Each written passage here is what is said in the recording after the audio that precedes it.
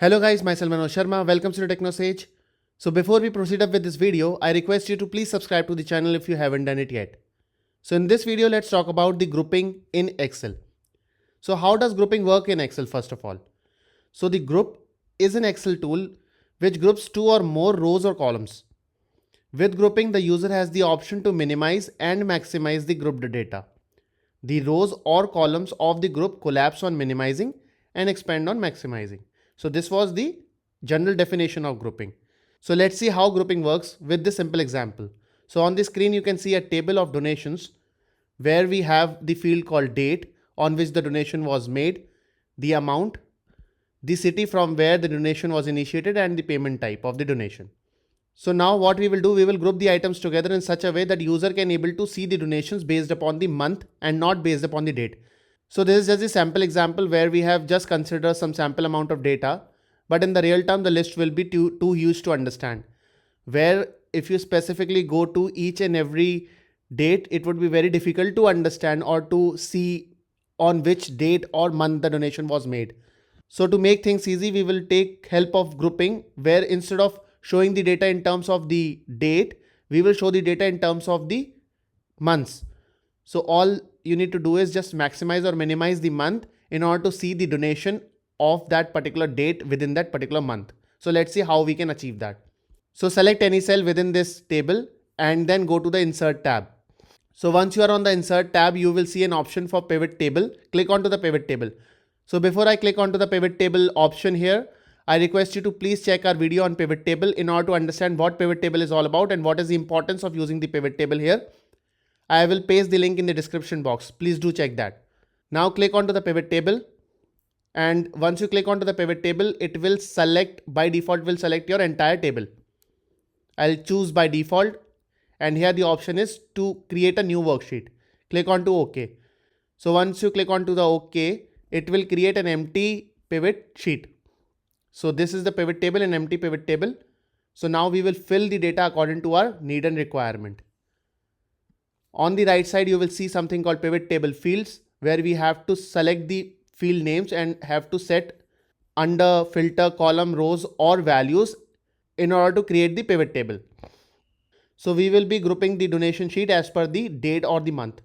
So we will drag the date into the rows section, and you can see once I have dragged the date into the rows section, there is another field created called months, and on the right side or into the pivot table, you will see that January, February, like the month wise selection is created with the plus sign to expand.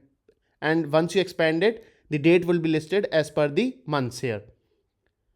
Now this is the row label, which is actually consisting all the month side data, but the exact data is not here. So in order to fill the exact data, what we need to do, we need to set the amount, the donation amount to the values field. And now you can see our pivot table is created and the grouping of the items is done. So this pivot table will summarize the amount of donation made for a particular month. These summaries can be expanded by clicking onto the plus icon beside the desirable month. So if I click onto the January plus sign, you will see that the date is listed like 1st January, 2nd January, 3rd January, and the amount will also listed that on 1st January the donation made was 10,000. You can check over here also. On 1st January the donation made as 10,000. On 2nd January the donation made was 15,000. 15,000, and here for the particular January month, it is displaying the total donation that was made for the January month. So this is how grouping work. And since we are using the pivot table for grouping the elements or for grouping the data, so it is just for easy analysis and viewing of the data. So now let's see how we can modify the grouping. On the table, right click and click onto the group. So you can see that the days and months are by default selected. So all we need to do is just remove the date and just select the months. Click on to OK. And this time you can see that the days section is gone. Your entire sheet or the pivot table sheet is now under the row label as months. So we have just the month data over here and not the exact date data. Now again right click, and this time we will select the ungroup because we want to ungroup the whole section.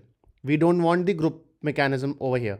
Click on to the ungroup, and now you can see that the data is exactly the same as your donation table was, where the date was listed and the donation amount was listed. Similarly, here also the complete date is listed and the donation amount is listed, and it is no more grouped in terms of the date, months, etc. So in this way, you can group and ungroup the data.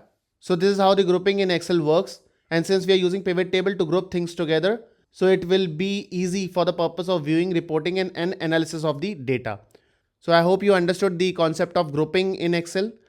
If you have any questions around this, please do let me know in the comment section. I'll try to resolve that out.